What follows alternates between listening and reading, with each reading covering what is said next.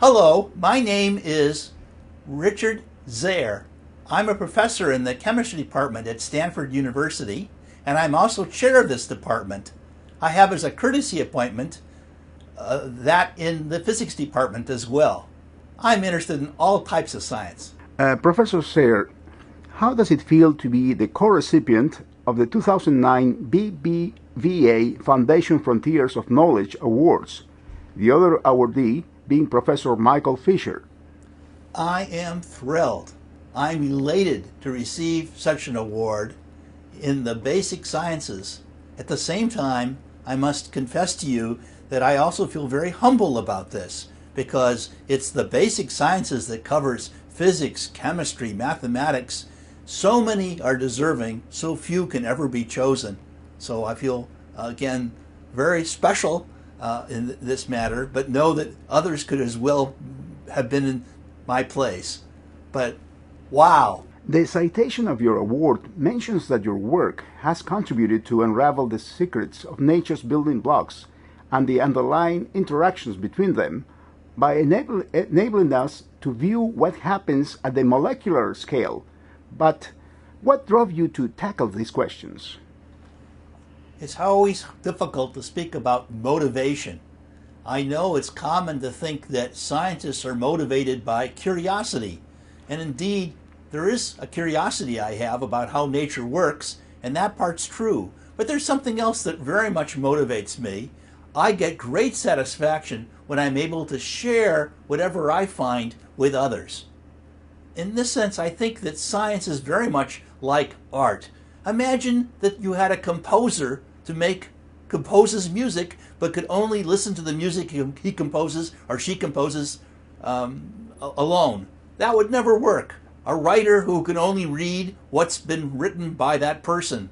Similarly, I don't feel that the matter is over until I can share it with others. And it's in that sense, what matters to me is that the work I do really affects others. What applied repercussions of your work have been more satisfying for you? DNA sequencing, counting of individual molecules in a bacterial cell, astrobiology research. It's very hard to choose what particular thing I've done that brings the most satisfaction. The truth is, at any moment, whatever is exciting is bringing the most satisfaction, and it varies. I was fortunate. Became a scientist at a time when the laser was just being born. At that time, people said the laser was a solution in search of a problem. But I had very clear ideas how to use the laser. Let's begin with, what is a laser? It's a device that puts out a beam of light of a specific, well-defined, pure color. It's possible to change that color, and when that color is the right color that excites molecules, which act like little antennas, the molecules absorb the light. They take in the energy from the laser, and then they re-radiate this energy in the form of fluorescence, of giving back the light as they go from their excited state that they've been put into by absorbing the light to various possible lower states. You have to understand that nature is quantized, and you have only certain vibrations and certain rotations that are possible for a molecule. That's why you have sharp lines. You could start to use this laser-induced fluorescence, which I was involved very much in pioneering, to look at the structure of molecules. That was great. That then led to understanding them as a probe, at laser-induced fluorescence as a probe for reactivity. We started to study chemical reactions by this means, how energy in a reaction was disposed. This led naturally to not only looking in the gas phase, but looking at liquids or solids, particularly liquids in which we had separated the mixture of molecules by some separation technique like chromatography or electrophoresis, and we could use this laser-induced fluorescence as a wonderful detector. It is a wonderful detector because it gives light against a dark background, and that means it's so easy and so sensitive to see things. This sensitivity led naturally to being able to look at single molecules. Imagine that, single molecules in room temperature solutions.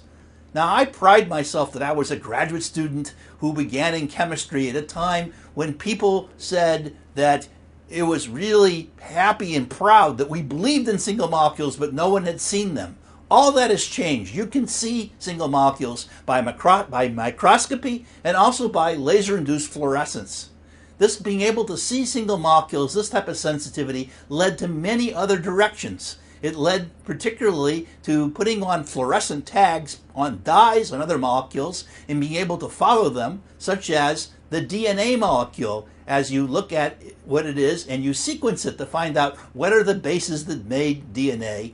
And in that sense, this laser-induced fluorescence has enabled the sequencing of the human genome, something which excites us a great deal because it holds the promise of being able to indeed deal with human disease and make advances that way.